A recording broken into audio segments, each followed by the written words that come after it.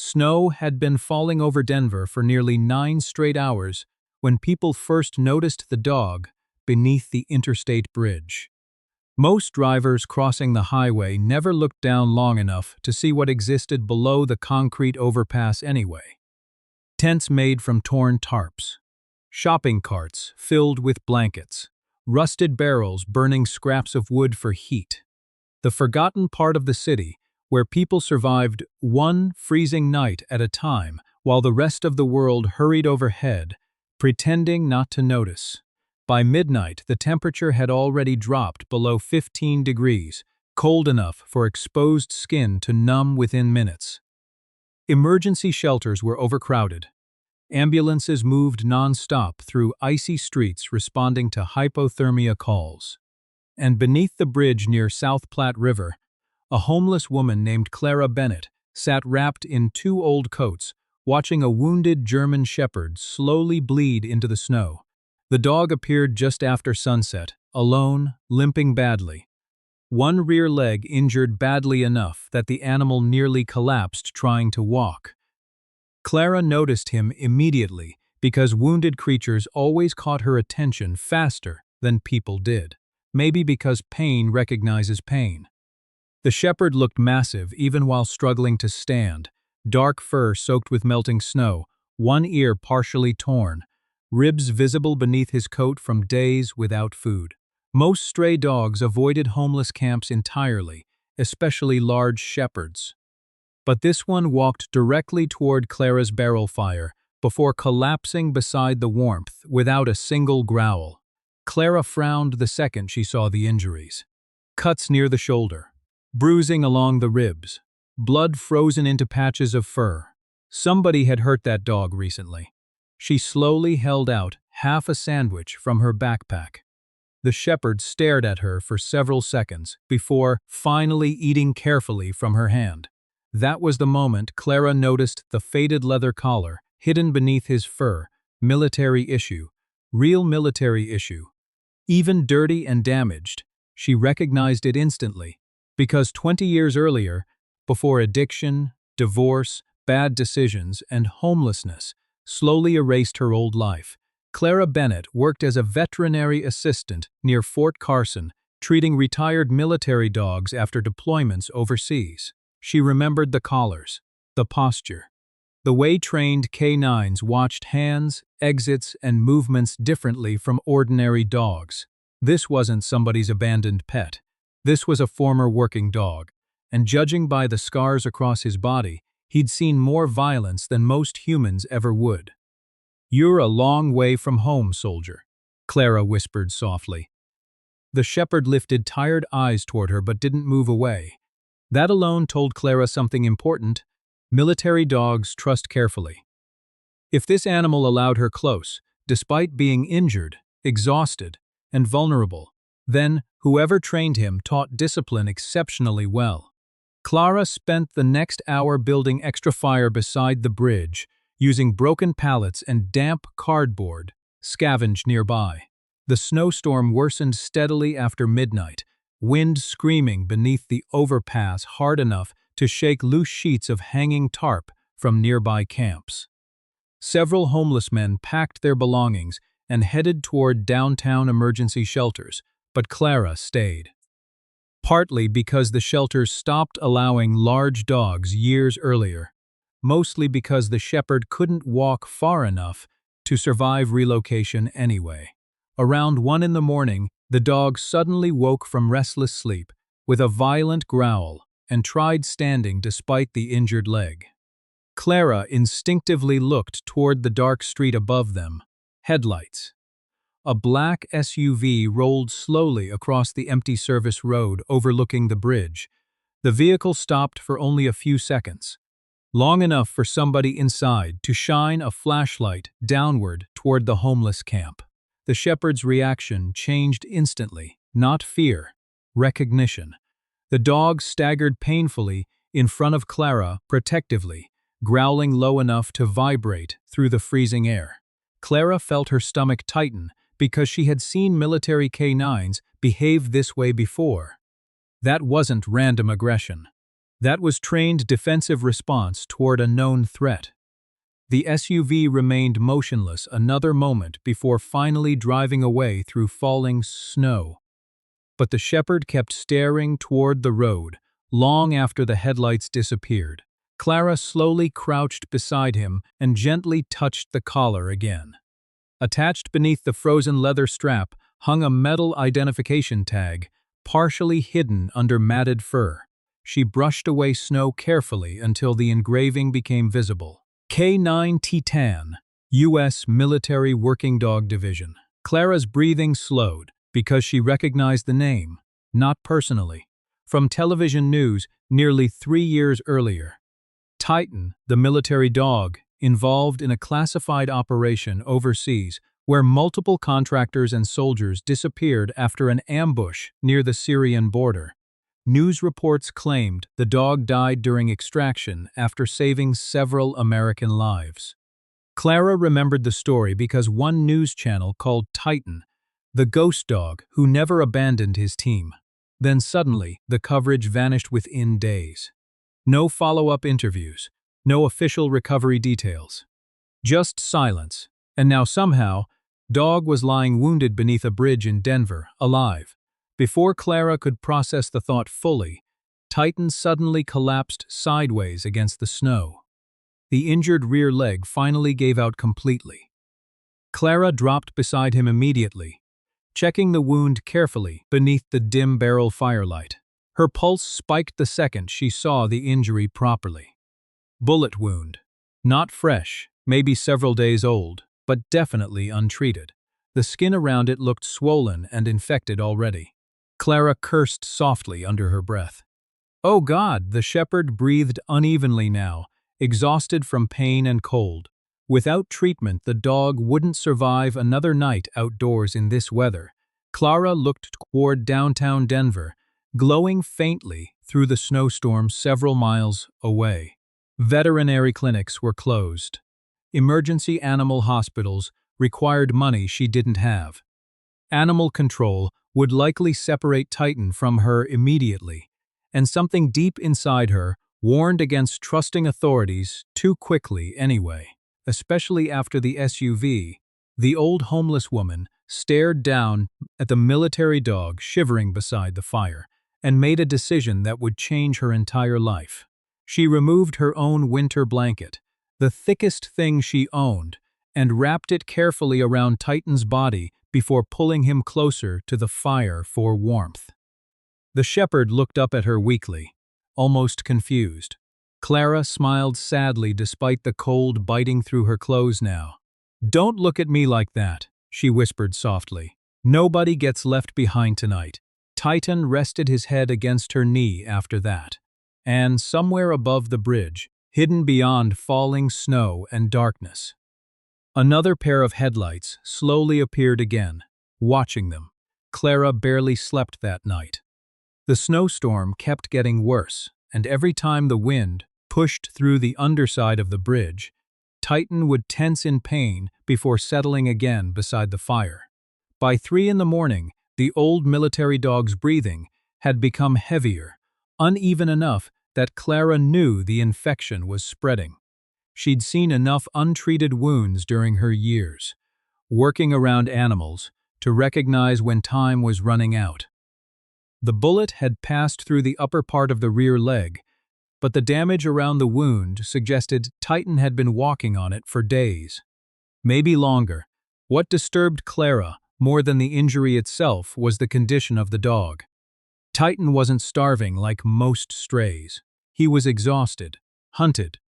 There was a difference. Even injured, the shepherd reacted to every distant sound with trained awareness. Cars slowing nearby, footsteps above the bridge, sudden movement in the dark. This wasn't an abandoned dog trying to survive the streets. This was a working animal still behaving like he expected danger to return at any moment. Just before sunrise, Clara made up her mind. She couldn't leave the dog there another night. The emergency animal hospital near Colfax Avenue sometimes treated strays through city-funded rescue programs. But getting there on foot through the snow with a wounded 80-pound shepherd felt nearly impossible. Still, she tried. Using an old shopping cart borrowed from another homeless camp, Clara layered blankets and broken cardboard inside before carefully helping Titan climb in. The dog resisted at first, pride and training refusing weakness, but eventually the pain forced him still.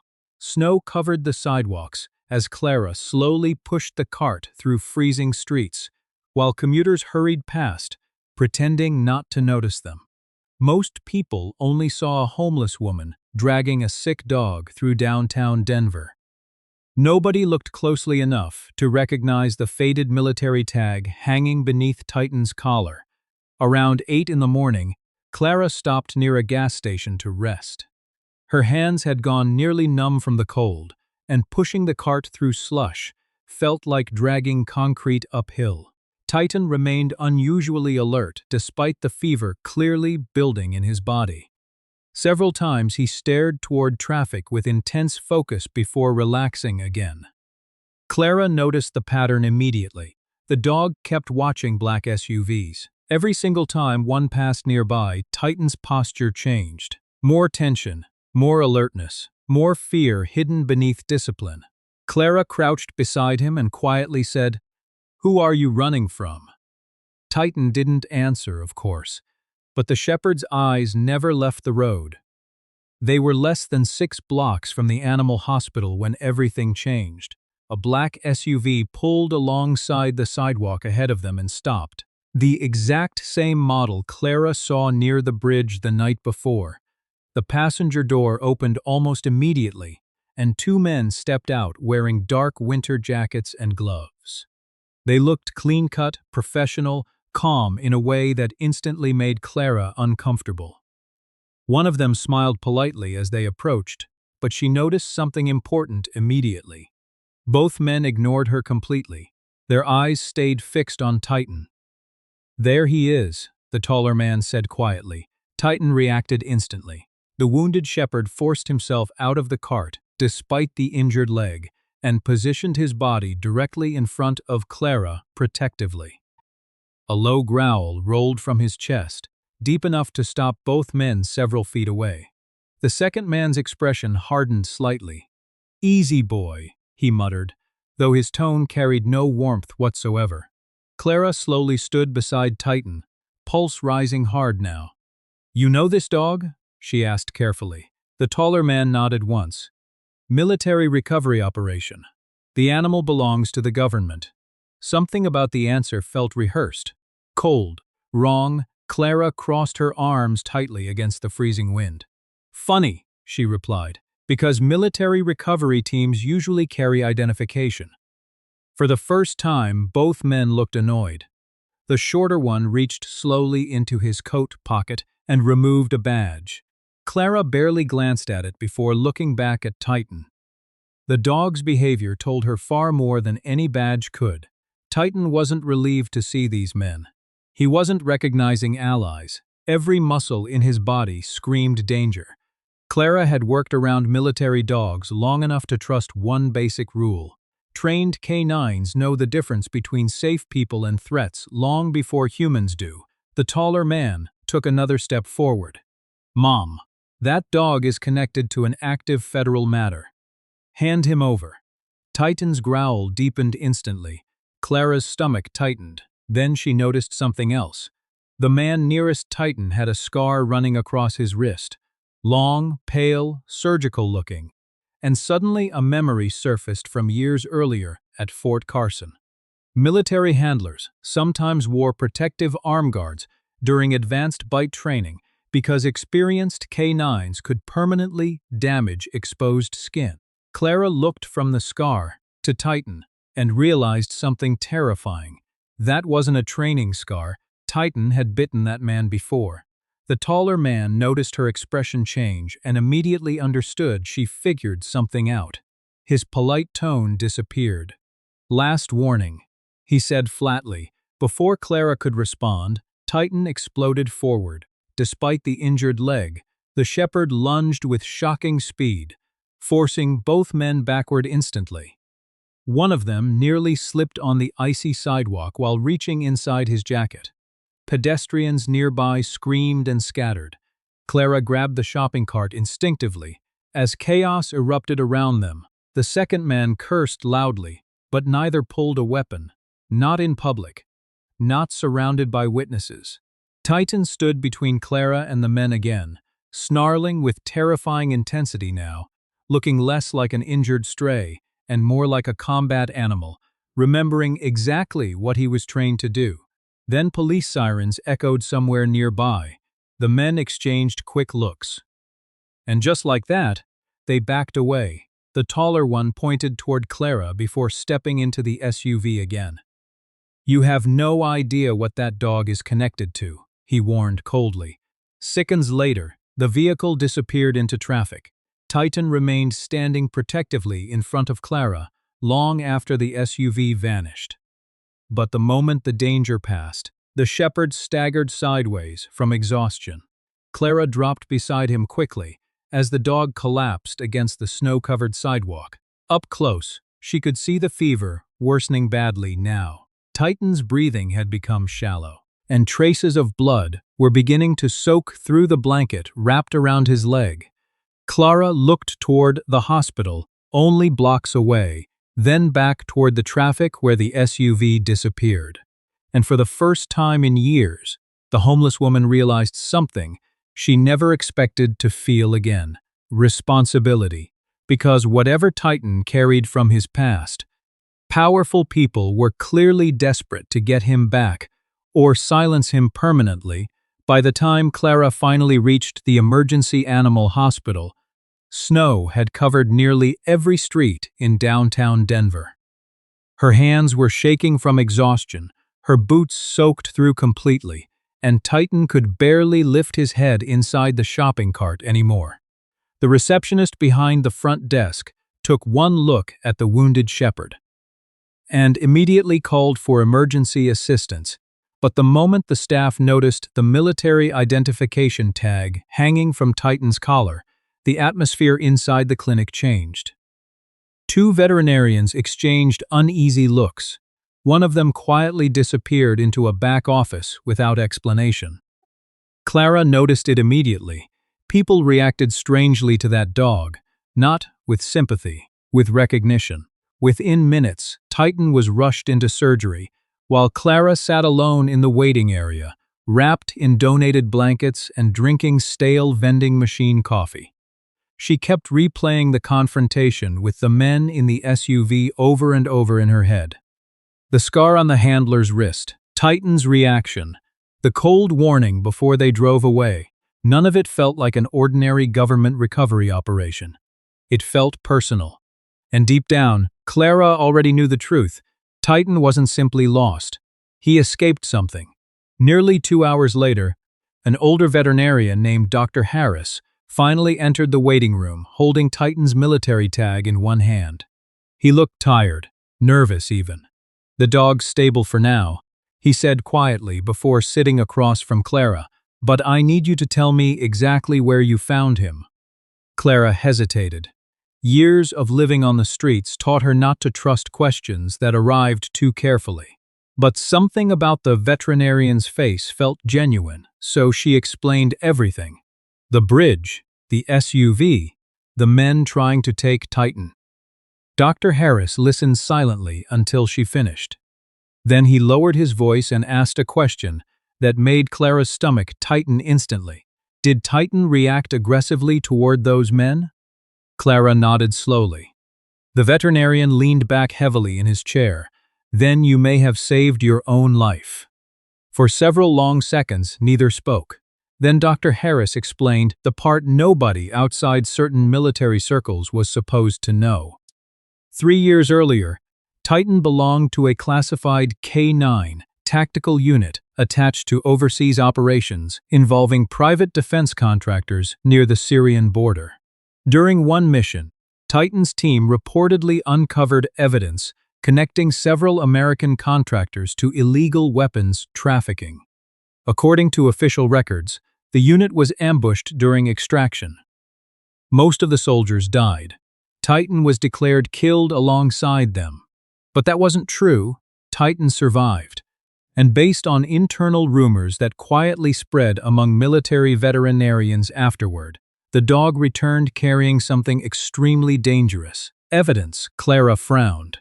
A dog can't carry evidence. Dr. Harris looked down at the military collar in his hands. Actually, military dogs sometimes can.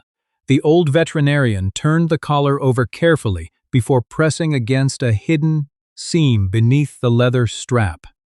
A tiny compartment popped open near the buckle. Clara stared in disbelief as Dr. Harris removed a waterproof data chip no larger than a fingernail. "That," he said quietly, "is probably why people are hunting him." The room fell silent. Suddenly, everything made sense. The ambush, the disappearance, the men in the SUV. Titan wasn't running because he was lost. He'd been surviving long enough to protect whatever was hidden inside that collar. And somehow, after years alone, wounded and hunted, the old military dog still refused to let it fall into the wrong hands. Clara looked through the surgery room window toward Titan, lying unconscious beneath warm lights and medical tubes. "How long has he been carrying that?" she whispered. Dr. Harris answered softly. "Long enough to lose everyone he trusted." The data chip was turned over quietly to federal investigators the following morning, through contacts Dr. Harris personally trusted from his military years. Within 48 hours, sealed investigations reopened across multiple states. Several executives connected to private defense contracting disappeared from public view almost overnight.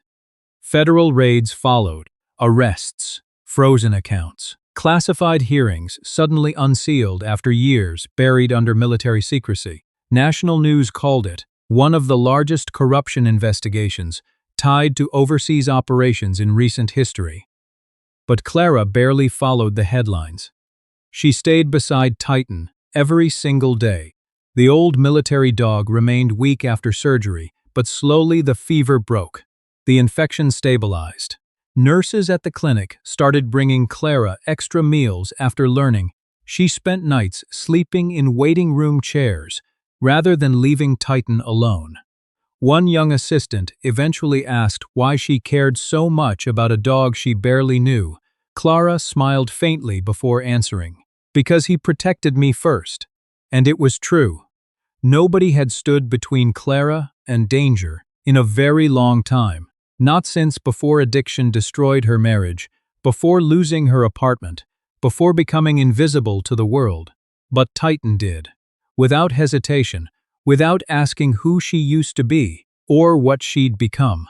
Weeks later, after the investigations officially became public, something unexpected happened. A retired military officer named Colonel Raymond Hayes visited the clinic personally to see Titan. The old officer spent nearly 10 minutes silently sitting beside the recovering shepherd before finally turning toward Clara. "That dog saved 6 soldiers during his service," he said quietly. "Then he spent 3 years surviving alone because people wanted what he carried." The colonel looked down at Titan with visible emotion in his eyes. Most humans wouldn't survive that. Clara gently rubbed Titan's fur while answering softly, "Maybe he stayed alive because he still had a mission." The colonel smiled sadly. "Maybe he did." A month later, the city approved permanent housing support for Clara through a veterans outreach partnership connected to the investigation publicity. Local news stations called her the homeless woman who saved America's forgotten military dog. Though Clara hated the attention. To her, Titan wasn't a headline. He was simply the first living creature in years who looked at her like she still mattered. Titan officially retired from federal custody shortly afterward. And despite offers from military organizations, former handlers, and private security groups wanting to adopt the famous K9, Old Shepherd chose Clara completely. The first night Titan entered her small apartment, the dog slowly walked through every room, checking corners and windows before finally settling near the couch with a tired sigh. Clara sat quietly watching him for several minutes before realizing something strange. For the first time in years, apartment no longer felt empty. Winter slowly faded into spring after that. Snow disappeared from Denver streets. The bridge where Clara once slept became just another forgotten place beneath traffic. But every morning, Titan still limped slightly from the old bullet wound while accompanying Clara to the nearby park. People recognized him sometimes from television stories, but the old military dog ignored attention completely. He cared only about staying near the woman who refused to abandon him during the worst night of his life. One evening near sunset, Clara sat beside Titan watching city lights glow across the skyline while cold wind moved gently through the park. She scratched softly behind the dog's scarred ear and whispered, "You know, everybody thinks I saved you." Titan slowly rested his head against her shoulder.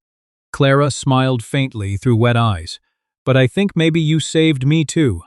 And beneath the fading Denver sky, the forgotten homeless woman and the wounded military dog finally stopped surviving long enough to start living again. Some heroes return from war carrying scars nobody sees. Some spend years protecting truths too dangerous to speak aloud. And sometimes, the broken souls society forgets are exactly the ones capable of saving each other. If this story touched your heart, stay with us for the next journey, because loyalty has a way of finding people when they need it most.